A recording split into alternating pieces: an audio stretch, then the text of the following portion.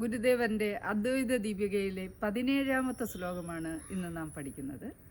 ശ്ലോകം ഇങ്ങനെയാണ്: അജ്ഞാന സംശയ വിപര്യം ആത്മതത്വ ജിജ്ഞാസുവിന് ദൃഢബോധനില്ല തെല്ലും സർപ്പപ്രതീതി ഭണിയോ കയറോ ഇതെന്ന തർക്കം ഭ്രമം കയറ് കാൺകിൽ ഇതില്ല തെല്ലും. അജ്ഞാന സംശയ വിപര്യം ആത്മജിജ്ഞാസുവിന്. ആത്മജിജ്ഞാസുവാണ് ഇവിടെയുള്ള രണ്ട് ജനവിഭാഗങ്ങളാണുള്ളത്. ഒന്ന് ആത്മതത്വ ജിജ്ഞാസു. ജിജ്ഞാസു എന്ന് വെച്ചാൽ അറിയാനുള്ള ആഗ്രഹം. നമ്മളിപ്പോൾ ഞാൻ ആത്മതത്വത്തെ അന്വേഷിച്ച് പോണില്ലല്ലോ എന്ന് നമുക്ക് സംശയം തോന്നാം. പക്ഷെ നമ്മൾ സുഖത്തെ അന്വേഷിച്ച് പോകണമെങ്കിൽ ആ സുഖം, ശരിയായ സുഖത്തിനെയാണ് നമ്മൾ അന്വേഷിച്ച് പോകുന്നത്. പക്ഷേ പലയിടത്തും നമ്മൾ സ്ത്രീ വിഷയത്തിലോ അല്ലെങ്കിൽ ധനത്തിലോ സിനിമയിലോ അങ്ങനെ പല ഭ്രാന്ത് നമുക്കുണ്ട്. അതിൽ നമ്മൾ ചെന്ന് ചേരും. അവിടെ നമുക്ക് കുറച്ചാൾ സുഖം കിട്ടും. വീണ്ടും നമ്മൾ മറ്റൊന്നിലേക്ക് പോകുന്നു. അപ്പോൾ ആത്മതത്വ ജിജ്ഞാസുണ്ട്, സത്യദർശിയുണ്ട്. സത്യത്തെ കണ്ടെത്തിയവർക്ക് സംശയമേ ഇല്ല. അപ്പോൾ ആത്മതത്വ ജിജ്ഞാസുവിന് എപ്പോഴും സംശയമുണ്ടായിരിക്കും. ഈ ലോകം അജ്ഞാനമാണ്, സത്യമില്ല എന്ന തോന്നലാണ് അജ്ഞാനം എന്ന് പറയുന്നത്, അറിവില്ലായ്മ, അവിദ്യ എന്ന് പറയുന്നത്. ഇത് സത്യമല്ല എന്നുള്ളത്. കാരണം അജ്ഞാനം, ഈ സത്യം എന്ന് പറയുന്നത് ശരിയല്ല എന്ന് പറയുന്നു. സംശയം, കാരണം ഉണ്ടോ ഇല്ലയോ, ചിലർക്കുടെ ഒരു സംശയം കുറച്ചുകൂടെ പോയി കഴിഞ്ഞിട്ട് ഇത് ഉണ്ടോ ഇല്ലയോ, അതങ്ങനെയുള്ള സംശയമുണ്ട്. വിപരീയം, മിഥ്യയെ സത്യമായി കരുത്. ഇവിടെ നശിച്ചു പോകുന്നതിനെ, അനിത്യമായിട്ടുള്ളതിനെ നമ്മൾ സത്യമായി കരുതുക. അപ്പം 3 രീതിയിലാണ് ഈ സത്യതത്വ ജിജ്ഞാസുവിന് ഈ രീതിയിൽ സംശയമുണ്ടാകുന്നത്. ഇത് ഒന്നുമില്ല എന്ന് പറയുന്നു, ഉണ്ടോ ഇല്ലയോ എന്ന് സംശയിക്കുന്നു, മിഥ്യയെ, അനിത്യത്തെ സത്യമെന്ന് ധരിക്കുന്നു. ഇതാണ് ഇവിടെ നടന്നു പോകുന്നത്. ദൃഢബോധനില്ല തെല്ലും. ദൃഢബോധൻ, ബുദ്ധി ആ പ്രകാശത്തിൽ ചെന്ന് ചേരുമ്പോൾ, അഖണ്ഡമായ ബോധത്തിൽ ചെന്ന് ചേർന്ന് കഴിഞ്ഞാൽ അതിൽ ചെന്ന് മുങ്ങി പിന്നെ പതിയെ നിവർന്നു വരുമ്പോൾ അദ്ദേഹത്തിന് പിന്നീട് ഇവിടെ ഉള്ളതെല്ലാം സത്യം. ഏത് വിഷയത്തിലും. കാരണം ചട്ടമ്പിസ്വാമികൾ പറഞ്ഞിട്ടുണ്ട്, വാതിലടച്ച് ഒരാൾ തപസ്സനുഷ്ഠിക്കാനൊക്കെ എനിക്കൊരു മുറിയില്ലാത്തതുകൊണ്ടാണ് തപസ്സനുഷ്ഠിക്കാൻ പറ്റാത്തതെന്ന് പലരും പരാതി പറയാം. എനിക്ക് ശാന്തമായ ഒരു അന്തരീക്ഷം ഇല്ലാത്തത് കൊണ്ടാണ് തപസ്സനുഷ്ഠിക്കാൻ പറ്റാത്തതെന്ന്. തപസ്സനുഷ്ഠിക്കണമെന്നുള്ളവർക്ക് ഓരോ വസ്തുവിലും സത്യത്തെ കണ്ടറിഞ്ഞാൽ മതി. ഇത് ഞാൻ തന്നെയാണ് എന്നറിഞ്ഞാൽ അവിടെ പ്രശ്നം തീർന്നു. കഥ അടച്ചിരിക്കണമെന്നോ ഒന്നും നമുക്കില്ല. അപ്പോൾ ദൃഢബോധനില്ല തെല്ലും. ദൃഢബോധനായിട്ടുള്ള ആള് എല്ലാത്തിനെയും സത്യത്തെ കാണുന്നു. ശ്രീരാമകൃഷ്ണ പരമഹംസനോട് വിവേകാനന്ദ സ്വാമി ചോദിച്ചു, അങ്ങ് ദൈവത്തെ കാണുന്നുണ്ടോ? നിന്നെ അറിയുന്നതിനേക്കാൾ നല്ലതായി ഞാൻ ദൈവത്തെ കാണുന്നുണ്ട്. അപ്പോൾ ദൈവമാണ് ഇവിടെ എല്ലാം. പക്ഷെ അത് മനസ്സിലാക്കാനുള്ള കഴിവ് നമുക്കില്ല എന്നുള്ളതാണ്. അപ്പോൾ ദൃഢബോധനില്ല തെല്ലും ഒട്ടും തന്നെ സംശയമില്ല. ദൃഢബോധൻ എന്ന് പറയുന്നത് പരോക്ഷജ്ഞാനം നേടിയവനാണ്. കാരണം ഗുരുവിൻ്റെ വാക്കുകൾ സത്യമാണ്, ഇതുപോലെയുള്ള ഗുരുക്കന്മാർ പറഞ്ഞിരിക്കുന്നത് സത്യമാണ് എന്ന് പറയാം. അപരോക്ഷജ്ഞാനം, കാരണം മറ്റൊരാളിൻ്റെ വാക്കിൽ നിന്നറിയാതെ അപരോക്ഷമായ ജ്ഞാനം, ആ സത്യത്തിൽ ചെന്ന് ചേരുമ്പോൾ ഉണ്ടാകുന്ന അറിവാണ്. അതാണ് ഏറ്റവും വലിയ അറിവ് എന്ന് പറയുന്നത്. അപ്പോൾ അങ്ങനെ വരുമ്പോൾ തൃപ്തി, കിട്ടേണ്ടത് കിട്ടി, അറിയേണ്ടത് അറിഞ്ഞു, നേടേണ്ടത് നേടി, ചെയ്യേണ്ടത് ചെയ്തു എന്ന തൃപ്തി ഒരു ബുദ്ധിക്ക് ഉണ്ടാകുന്നു. അതോടുകൂടി ബുദ്ധി സന്തോഷമുള്ളതായിത്തീരുന്നു. അതാണ് അറിവിൻ്റെ അങ്ങേയറ്റം എന്ന് മനസ്സിലാക്കുന്നു.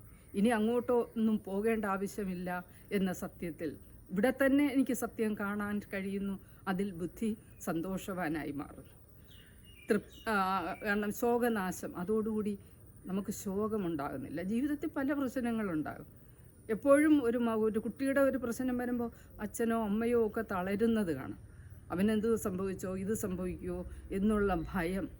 അവനെന്തെങ്കിലും ഒന്ന് സംഭവിക്കുകയാണെങ്കിൽ അച്ഛൻ തകരുന്നു, അമ്മ തകരുന്നു. പക്ഷെ നമ്മൾ മനസ്സിലാക്കാനുള്ളത് ഭൂമി അല്ലെങ്കിൽ ഈ ലോകം എന്ന് പറയുന്ന ഒരു ഗർഭപാത്രം തന്നെയാണ്. അതിനകത്തുള്ളവരാണ് നമ്മൾ ഓരോരുത്തരും. അവർക്ക് ചൈതന്യം കൊടുക്കുന്നത് ഇവിടെ നിൽക്കുന്ന ആ ശക്തിയാണ്. ആ ഗർഭപാത്രത്തിലെ അമ്മ തന്നെയാണ്, അമ്പ തന്നെയാണ്, പ്രകൃതി അമ്പ തന്നെയാണ് നമ്മൾ ഓരോരുത്തരെയും കാത്തുകൊള്ളുന്നത്. പക്ഷെ നമ്മുടെ തെറ്റിദ്ധാരണ കൊണ്ട് എൻ്റെ മകൻ എന്തെങ്കിലും വരുമോ, മകൾക്ക് എന്തെങ്കിലും വരുമോ, എൻ്റെ പ്രാർത്ഥനയാണ് അവരെ നിലനിർത്തുന്നത് എന്ന് അവർ സംശയിക്കുകയാണ്. ഓരോരുത്തരും പൂർണ്ണരാകാൻ വേണ്ടിയാണ് ഈ ലോകത്ത് വന്നിരിക്കുന്നത്. ആ പൂർണ്ണതയിലേക്ക് പോകണമെങ്കിൽ നമ്മൾ ഈ രീതിയിലുള്ള ചിന്ത ഉണ്ടായാൽ ഒരിക്കലും നിങ്ങൾക്ക് പൂർണ്ണനായി പോകാൻ പറ്റില്ല. നിങ്ങൾ ഉള്ളിലേക്ക് പോകുമ്പോൾ നിങ്ങളുടെ ഉള്ളു തന്നെ നിങ്ങളോട് പറയും, മകൻ്റെ തല മുറിച്ച് കളയൂ, ഹസ്ബൻഡിൻ്റെ തല മുറിച്ച് കളയൂ, ഇങ്ങനെ ഓരോരുത്തരുടെയും പറയും, ഇഷ്ടമുള്ളവരുടെ തല മുറിച്ച് കളയാൻ പറയും. അപ്പം മനസ്സുകൊണ്ട് മനസ്സിനെ, ആഗ്രഹങ്ങളെ മുറിക്കാൻ നമുക്ക് കഴിയും. അങ്ങനെ മുറിച്ചു വരുമ്പോൾ നമ്മൾ പൂർണ്ണ മനുഷ്യനായി മാറും. അല്ലെങ്കിൽ പയറ് പലയിടത്ത് പോയി വള്ളി ഒരു ചെടികളിൽ കുരുങ്ങിക്കിടക്കുന്നത് പോലെ നാം കുരുങ്ങിക്കിടക്കും. നമ്മൾ സ്വതന്ത്രരായി നിൽക്കണം.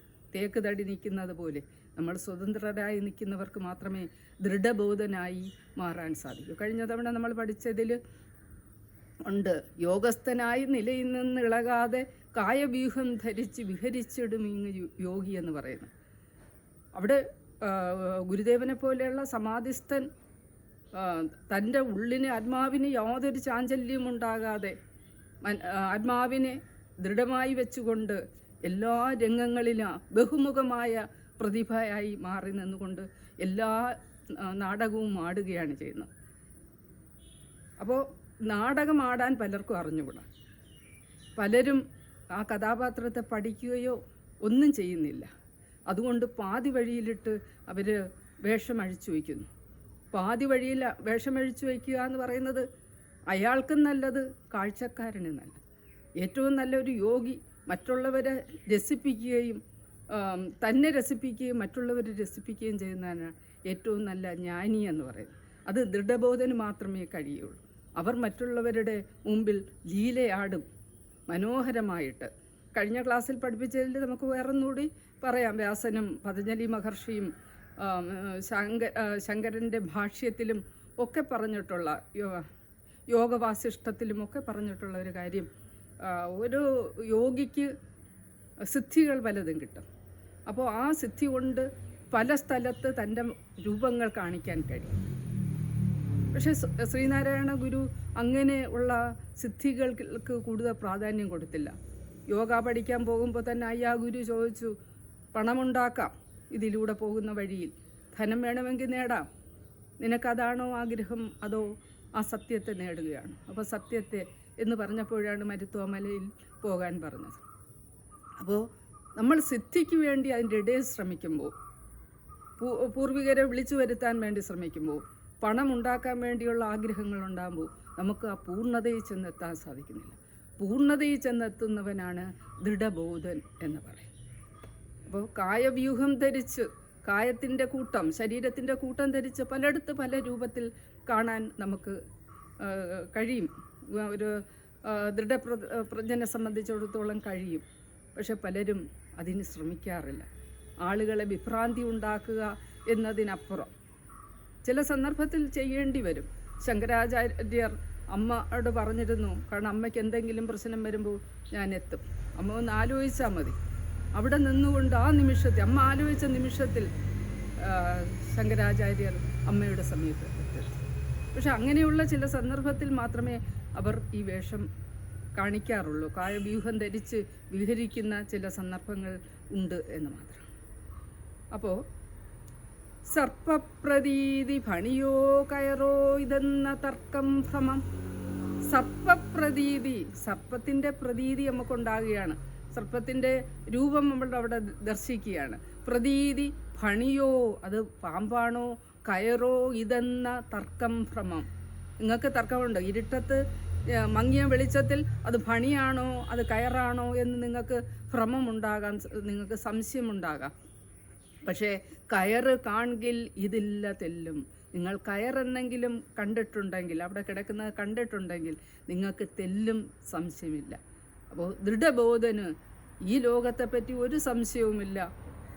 ഈ ഇത് രണ്ടും ഒന്ന് തന്നെയാണ് എന്ന് തത്വചിന്ത ഗ്രഹന് കഴിയുമെന്ന് ഗുരു നേരത്തെ തന്നെ പറയും. സർവ്വതും ഉള്ളത് തന്നെ, ഈ ലോകവും അതും ഉള്ളത് തന്നെ സത്യം, രണ്ടും ഒന്ന് തന്നെ. അതിൻ്റെ പ്രഭ തന്നെയാണ് പ്രപഞ്ചത്തിലും ആ ലോകത്തും നിൽക്കുന്നത്, ആത്മതത്വത്തിലും നിലനിൽക്കുന്നത് എന്ന തത്വം നമുക്ക് വീണ്ടും ഗുരു ഉപദേശിക്കുകയാണ്.